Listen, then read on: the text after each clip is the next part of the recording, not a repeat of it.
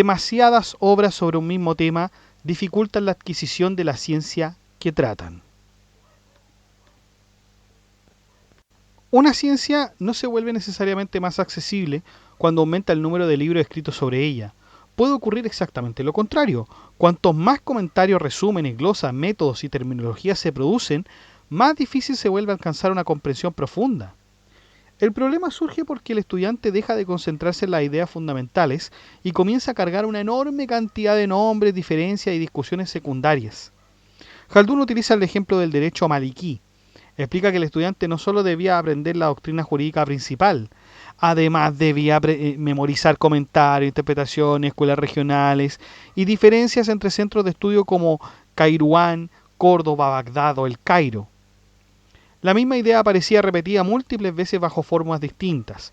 La consecuencia era que el estudiante gastaba enormes cantidades de energía intentando ordenar esa masa de información. Lo mismo pasaba con la gramática árabe.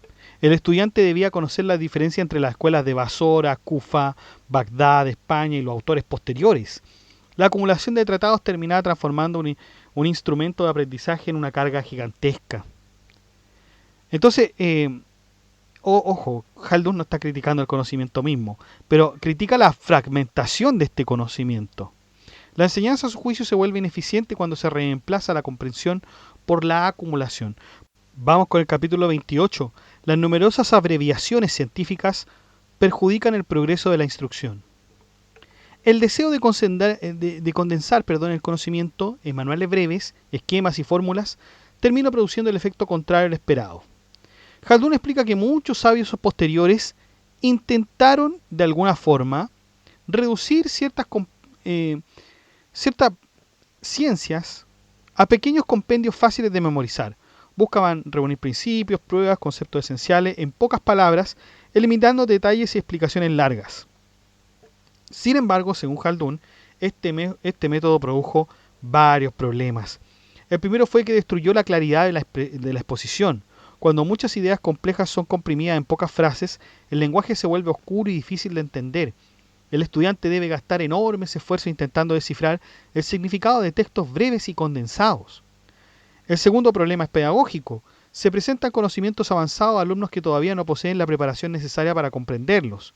El principiante debe recibir conclusiones finales antes de haber recorrido el camino que conduce a ellas. En vez de avanzar gradualmente desde lo simple hacia lo complejo, se encuentra enfrentado a conceptos demasiado elevados para su nivel. Las obras extensas entonces pueden enseñar mejor que los resúmenes. Aunque parezcan más largas y repetitivas, precisamente esas reiteraciones ayudan a consolidar el aprendizaje. La repetición fortalece la comprensión y permite dominar una materia con profundidad. Por ello afirma que cuanto menos explica un autor, menos aprende el estudiante. Aprender no consiste simplemente en memorizar fórmulas comprimidas. El conocimiento requiere desarrollo, ejemplos y explicaciones graduales. Un resumen puede servir a quien ya domina una disciplina, pero para el principiante puede convertirse en una barrera. Vamos con el capítulo 29, la dirección que hay que imprimir la enseñanza a fin de hacerla verdaderamente útil. El aprendizaje verdadero debe producirse gradualmente, avanzando paso a paso, desde conocimientos simples hacia otros más complejos. La mente humana, según Khaldun, no puede recibir de inmediato una ciencia completa, necesita una formación progresiva. Explica que el profesor debe comenzar presentando una visión general y sencilla de la disciplina. En esa primera etapa no es necesario profundizar en cuestiones difíciles ni controversias complejas. Basta con ofrecer una estructura básica que permita al estudiante familiarizarse con el terreno que recorrerá. El alumno obtiene así una comprensión todavía débil, pero suficiente para orientarse dentro de la ciencia. Después viene una segunda etapa. El maestro vuelve a recorrer la misma materia, aunque ahora con mayor profundidad. Introduce explicaciones más extensas, desarrolla cuestiones discutidas y entrega aclaraciones que antes había omitido. El conocimiento ya no permanece solamente a un nivel superficial, comienza a fortalecerse. Y una tercera etapa corresponde al dominio más completo. El profesor regresa nuevamente sobre la ciencia, explicando aquello que es abstracto, oscuro o difícil. En ese momento el estudiante posee una base previa y puede comprender aspectos que al principio habrían resultado incomprensibles. Según Khaldun, la ciencia debe revisarse aproximadamente 3 veces para que el aprendizaje alcance solidez. El conocimiento no surge entonces de forma instantánea. La aptitud intelectual, dice Haldun, se desarrolla poco a poco. La capacidad de comprender primero es débil, luego se fortalece y finalmente se convierte en una verdadera facultad. El estudiante, como decimos, no nace sabiendo, no nace dominando una ciencia, desarrolla gradualmente una disposición para recibirla. Haldun critica duramente a los profesores que hacen lo contrario, aquellos que presentan desde la primera clase las doctrinas más difíciles y abstractas, esperando que el alumno las comprenda inmediatamente. Ese método genera cansancio intelectual y frustración. El estudiante termina creyendo que la ciencia es demasiado difícil, pierde interés y abandona su estudio. En el mismo capítulo, reglas pedagógicas y límites de la lógica. Primero, Haldun insiste en que el profesor debe respetar la capacidad real del estudiante. Sostiene que no debe exigir más de lo que el alumno puede comprender, según la etapa en que se encuentra, ni mezclar contenidos de varios libros simultáneamente. El estudiante debe dominar una obra desde el inicio hasta el final, antes de pasar a otra, porque el aprendizaje necesita una continuidad interna. Si una base queda incompleta, la siguiente etapa se vuelve inestable. Además señala algo muy interesante, algo sobre la motivación intelectual. Cuando una persona comienza a dominar una disciplina, nace en ella un impulso natural por aprender más. El conocimiento genera deseo de conocimiento, pero si la enseñanza crea confusión, la mente se debilita, aparece el cansancio y el alumno termina abandonando sus estudios por desesperanza más que por incapacidad. También critica las interrupciones excesivas entre clases o entre etapas del aprendizaje. Si pasa demasiado tiempo entre una explicación y otra, el estudiante olvida conexiones esenciales. Para Haldun, una ciencia posee una estructura viva. Las ideas están unidas unas a otras y romper esa continuidad daña la comprensión. El aprendizaje exige cierta regularidad y repetición. Por otro lado, el estudiante no debería aprender dos ciencias difíciles al mismo tiempo. Piensa que la atención humana es limitada y que dividirla genera dispersión. La mente salta de una materia a otra y ambas terminan pareciendo demasiado difíciles. Hoy hablaríamos de carga cognitiva o saturación mental. En la última parte ya de esto, nos da una reflexión filosófica. Explica que la facultad de pensar es algo natural al ser humano. Dios la ha puesto en él para ordenar acciones y descubrir conocimientos. La lógica intenta describir ese proceso y establecer reglas para evitar errores de razonamiento. Sin embargo, añade algo.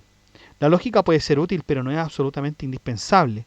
Muchas personas eminentes alcanzaron conocimientos verdaderos sin estudiar formalmente lógica, porque la razón humana correctamente orientada puede descubrir por sí misma las conexiones verdaderas. O sea que hay otras vías, dice Haldun.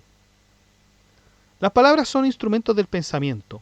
Las voces expresadas mediante la lengua y fijadas mediante la escritura constituyen el medio por el cual las ideas llegan a la mente. El estudiante primero debe reconocer los signos escritos, después comprender el significado de las palabras y luego entender las reglas mediante las cuales esas ideas se ordenan racionalmente. Solo después de atravesar estas etapas puede intentar resolver cuestiones científicas más elevadas. Entonces, primero vienen las palabras, luego las ideas contenidas en esas palabras y después las reglas del razonamiento y finalmente la reflexión profunda.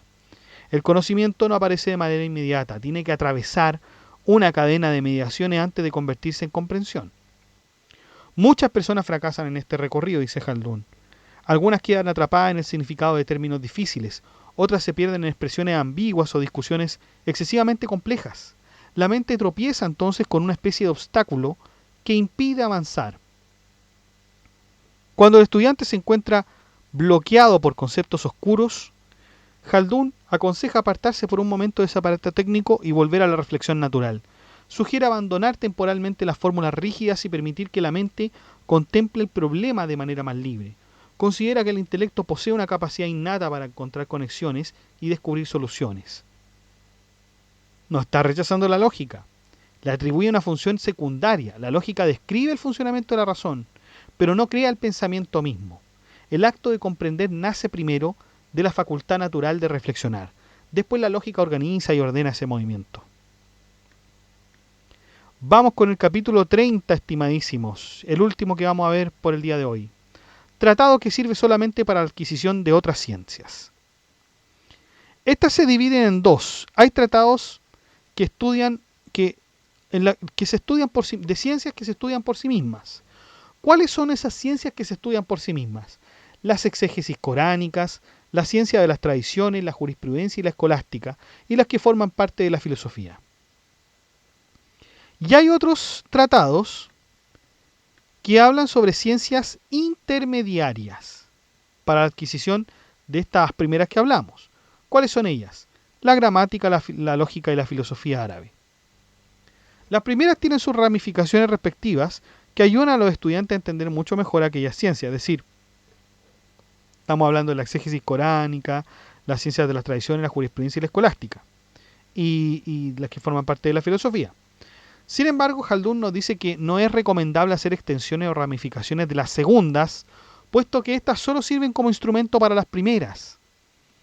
Claro, la gramática, la lógica y la filosofía árabe no son ciencias que deberían estudiarse en sí mismas, sino que sirven para las ciencias primeras. Es decir, estas son las conocidas ciencias auxiliares, así las llama Jaldún. Es decir, ciencias que auxilian a otras para comprenderlas y qué sé yo. Si se estudiaran de forma extensiva las segundas, sería mucho para el ser humano comprender las primeras, pues se le exigiría tener conocimiento en las dos. Pero resulta que las segundas son mucho más que las primeras y el hombre no tendría tiempo para aprenderlas todas. Dice Jaldún, estudiar las ciencias auxiliares es afanarse inútilmente y perder el tiempo. Así lo dice. El profesor, dice Jaldún, no debe empeñarse en extenderse en estas ciencias auxiliares, porque el propósito del estudiante es más bien siempre estudiar las primeras. Lamentablemente, de acuerdo al filósofo, los autores contemporáneos se han extendido en el estudio de estas ciencias auxiliares, tanto la lógica como la gramática, y haciendo que los estudiantes también dirijan su atención a ellas.